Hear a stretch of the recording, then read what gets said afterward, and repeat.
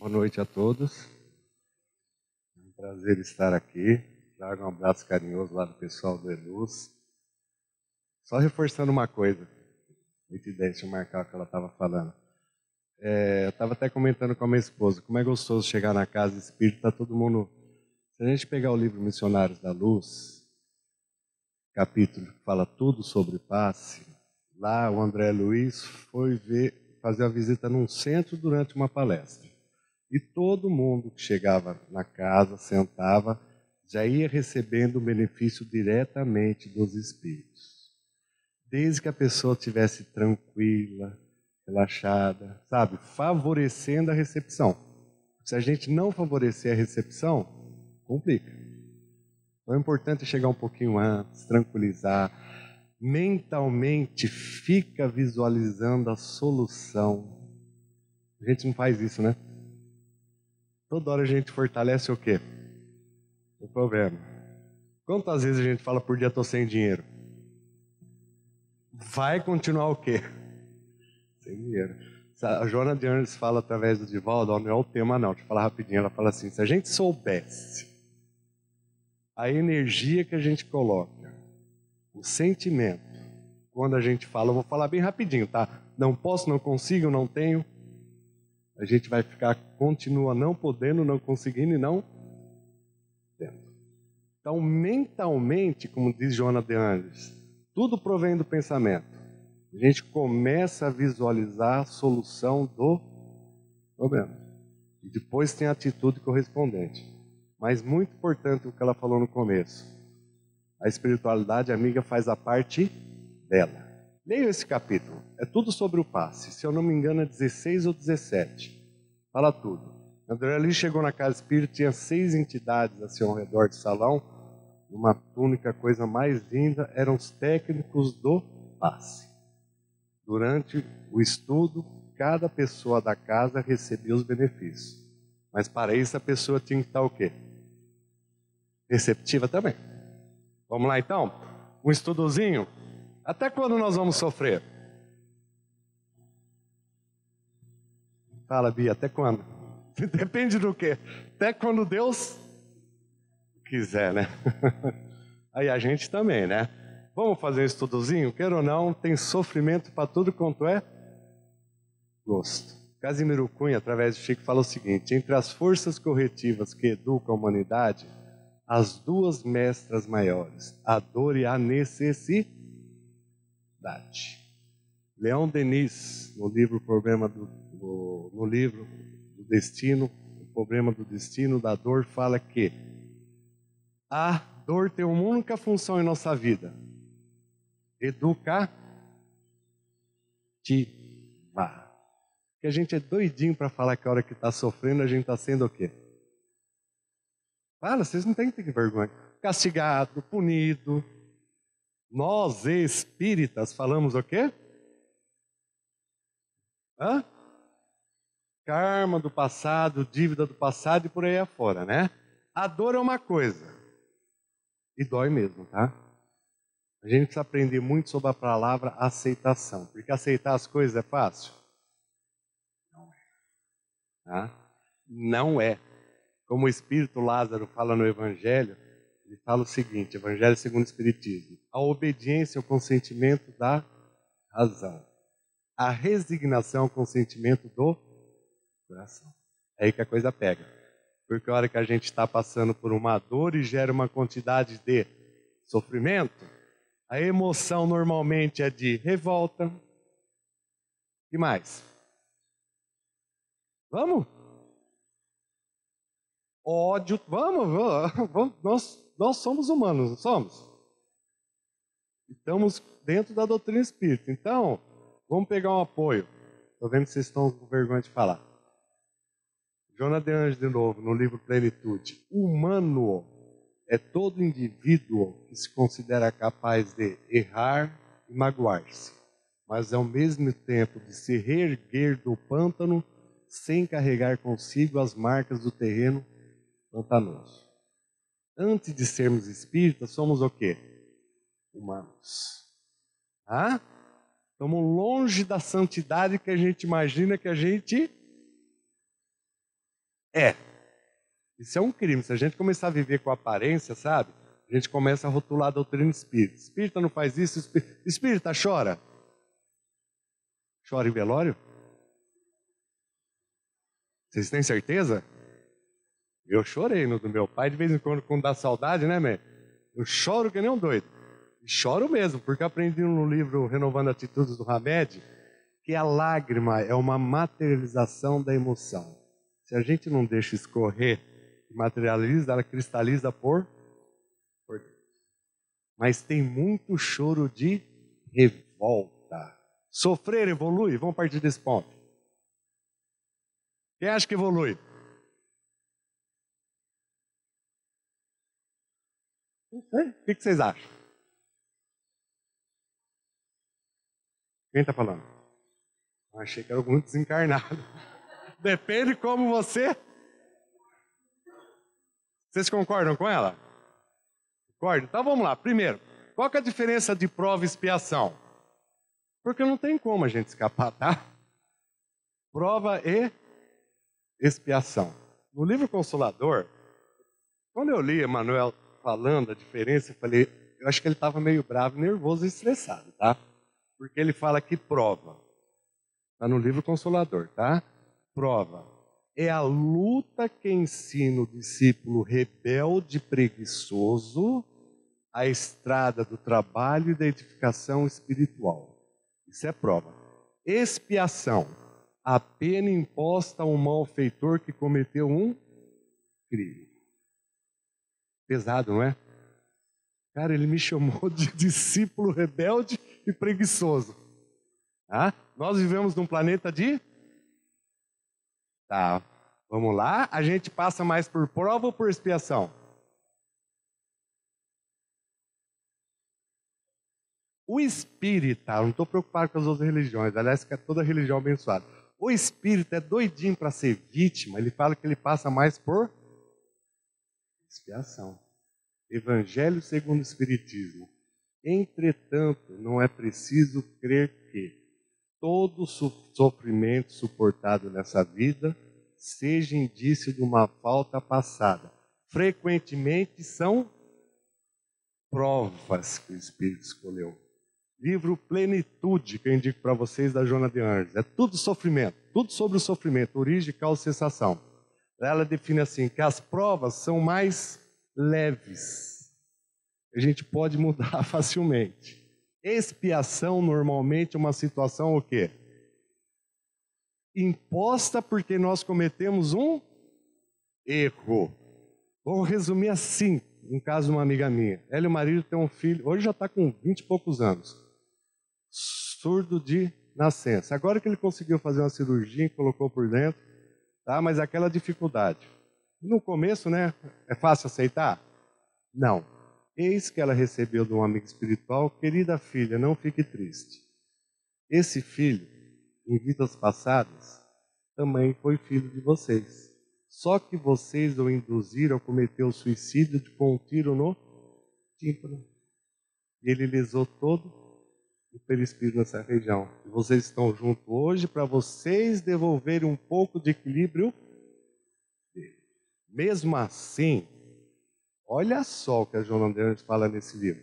Não tem como a gente saber se é prova ou expiação. Nesse livro ela cita que existem alguns espíritos, também não é qualquer um não, tá? Que pediram para reencarnar em determinada idade da vida, adquirir o vírus da AIDS, para demonstrar para os outros como é que se convive com uma doença. Então a gente não sabe se a pessoa está passando prova ou expiação, mas a maior parte o que é? Prova. Só que nós, agora eu vou ficar bravo comigo, tá? Nós adoramos ser vítima.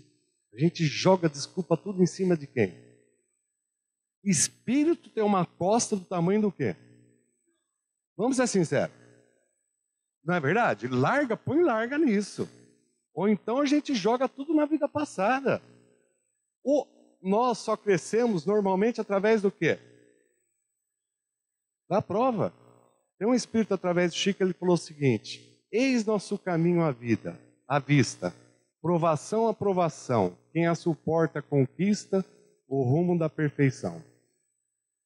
Enquanto nós estivermos na nossa mente infantil, estou delicado hoje, hein? Gostou, né, velho? Mente infantil, essa ideia que Deus está o quê?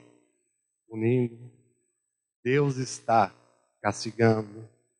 Essa ideia de vítima que nós espíritas adquirimos, que qualquer situação de sofrimento a gente coloca a culpa onde?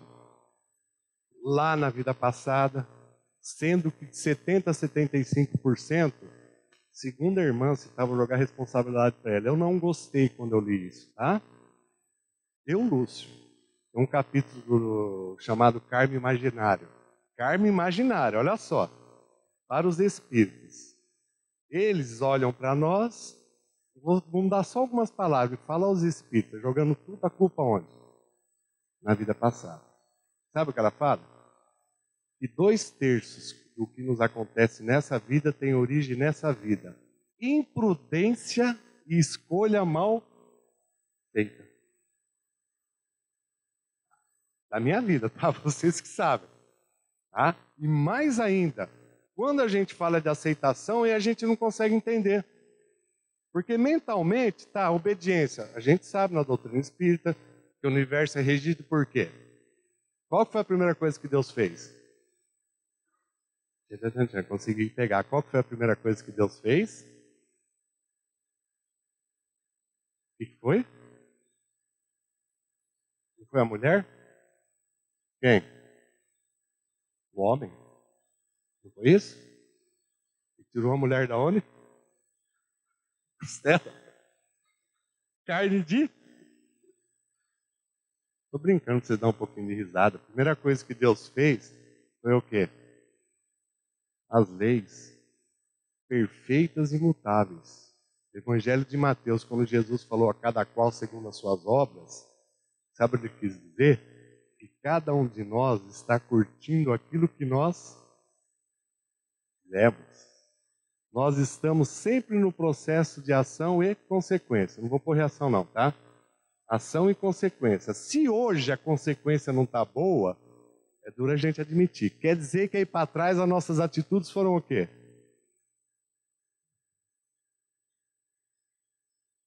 Dá dó a gente ouvir isso, né? Machuca, não machuca? É assim.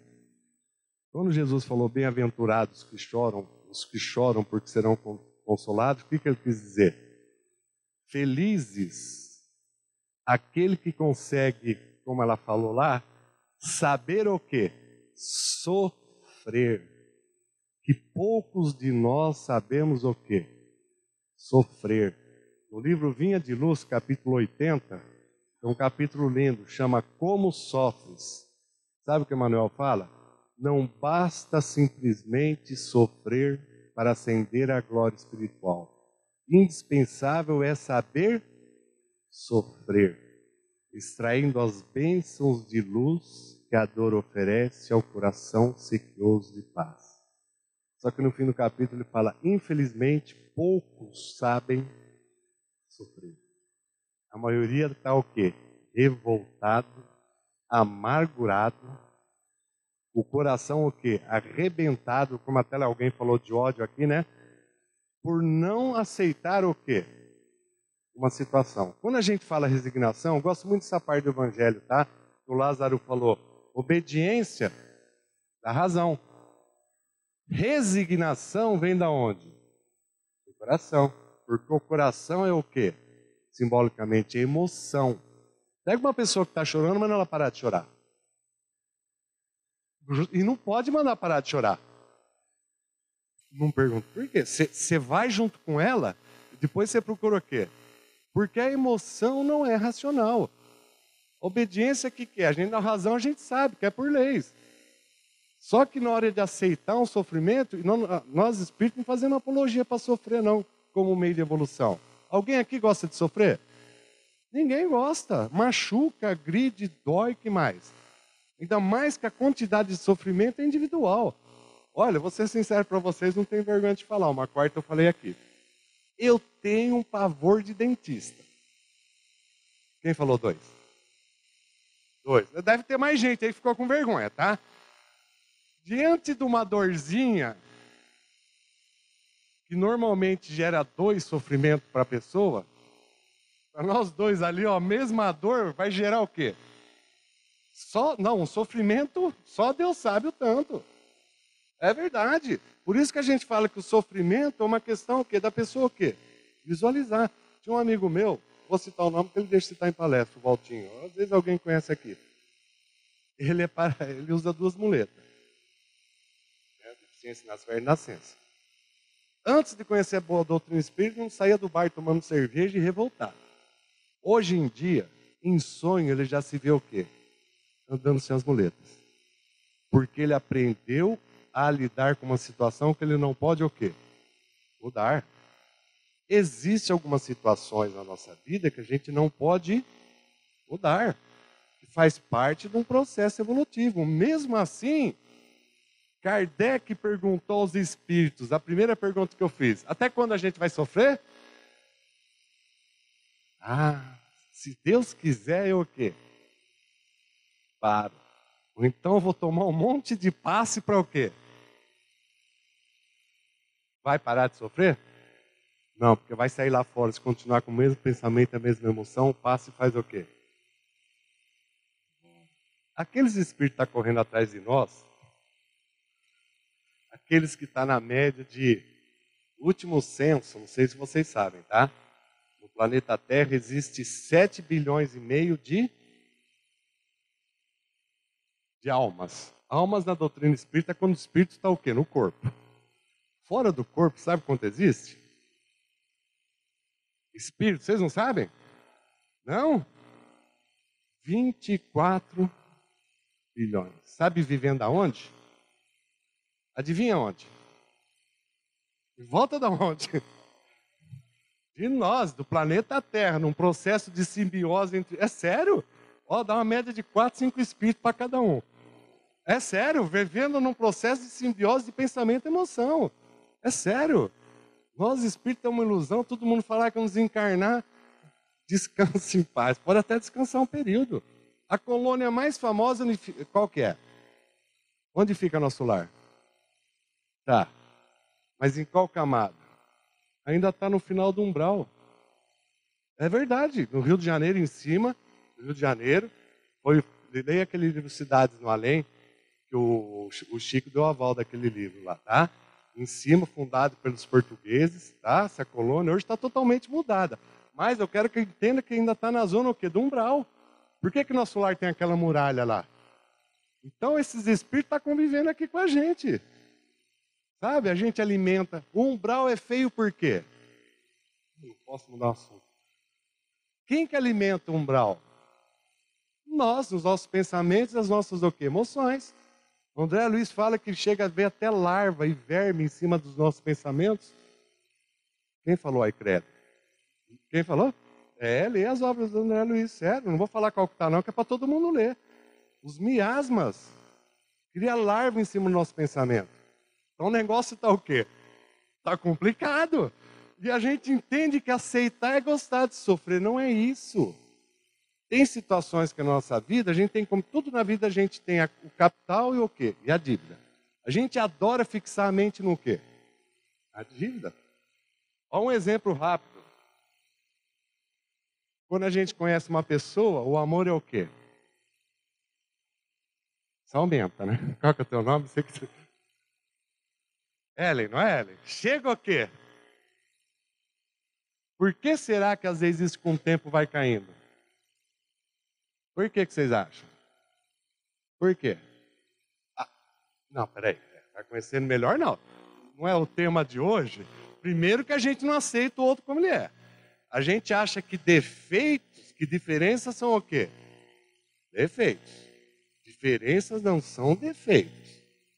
A maior parte da mulher adora suco de caju e o marido gosta de suco de jaca, mas ela quer dar suco do quê? Caju. A gente está sempre tentando mudar os outros, mas não é. O nosso afeto cai porque a gente começa a olhar o lado ruim das pessoas. Olha que Trovinha Casimiro Cunha fala, para enxergar o defeito e para indicar a má parte, toda a gente nesse mundo tem sempre bom gosto e arte. Como é que a gente identifica as pessoas quando a gente não sabe o nome? Baixinho, gordinho, pode ver que é um defeito. Pode ver. Como o sofrimento, a Joana de Anjos fala que marca muito o nosso interior, qualquer situação que aparece, a gente já começa o quê? Sofrer por o quê? Por antecedência. E mais ainda, Kardec perguntou, agora que eu quero chegar, sobre o que está baseada a duração do sofrimento do culpado. Livro dos Espíritos, questão 1004. Ou seja, até quando eu vou sofrer? Foi o que a Bia falou. Sabe até quando nós vamos sofrer? Resumindo, até o dia que nós... Eu falei nas minhas palavras, mas está lá no Livro dos Espíritos.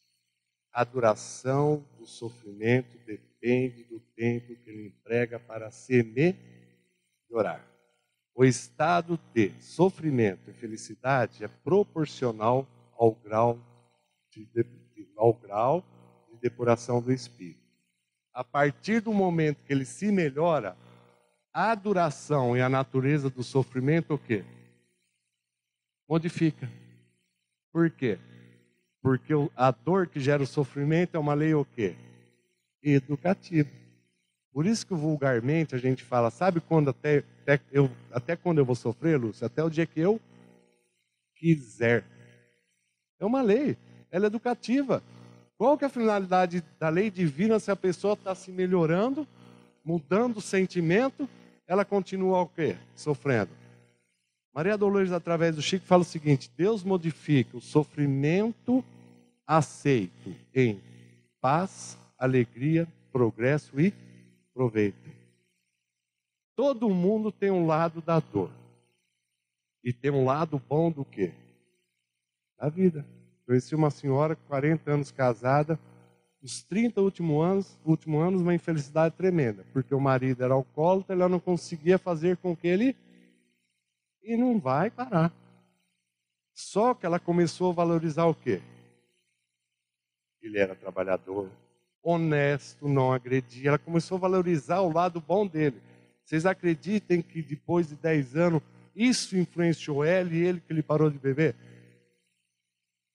Ainda mais se o cara for meio espanhol e argentino, que nem eu, né, velho? E essa mistura de espanhol com argentino, a gente faz o quê? Por teimosia. Não é isso? Então, o sofrimento é uma coisa que a gente tem que aprender a trabalhar.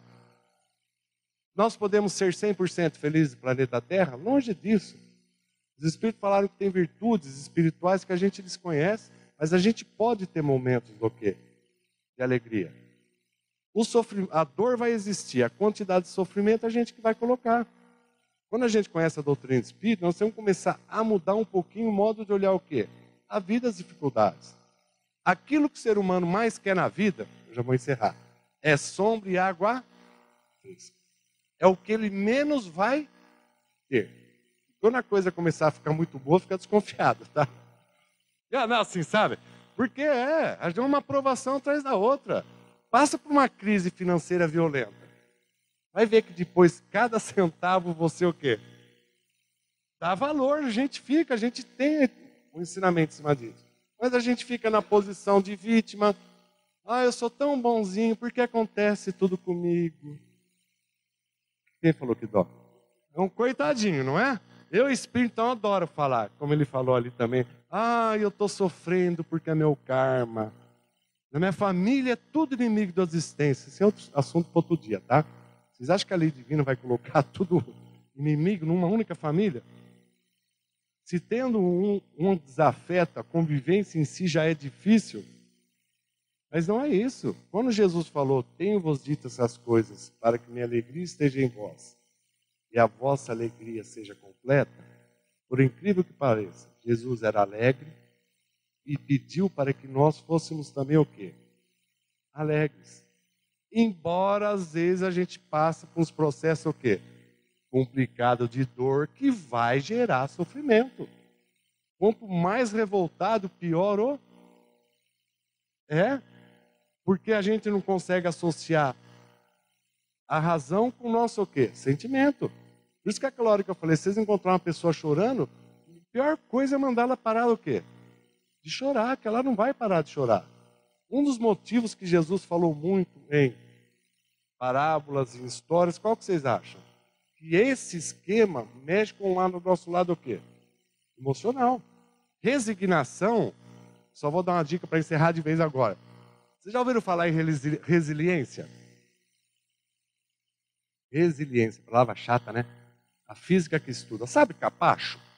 Aquele tapetinho que a gente pisa e a hora que tira o pé, o que ele faz? Volta ao normal.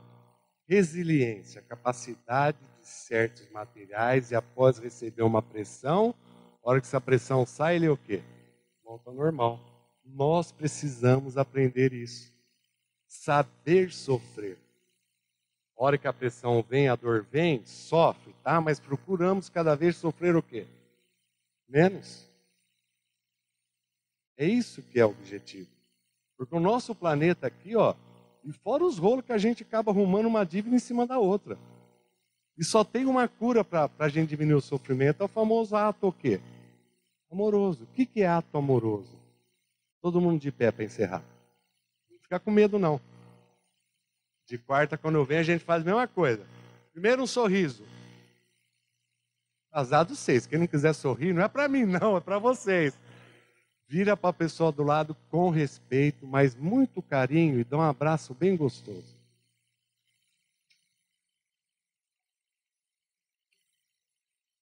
Tá bom?